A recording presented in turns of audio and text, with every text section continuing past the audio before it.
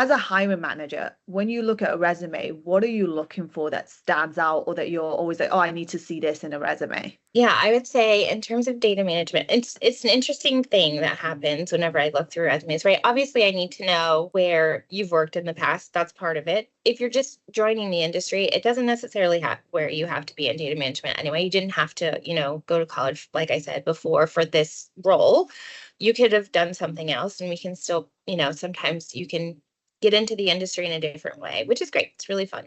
Yeah. But I think if you're kind of been in the industry for a while, the thing that you have to be careful with your resume and data management is that you don't just copy your CV and you just put all of the things that were on your CV directly into kind of your resume. Because over time, if someone like myself was looking at 50 resumes and they all have the same first line because someone took their CRO experience and they took their job description and they just pasted it into their CV, and I see it 50 times, it's like, okay, I cannot figure out what is setting candidate A apart from candidate B.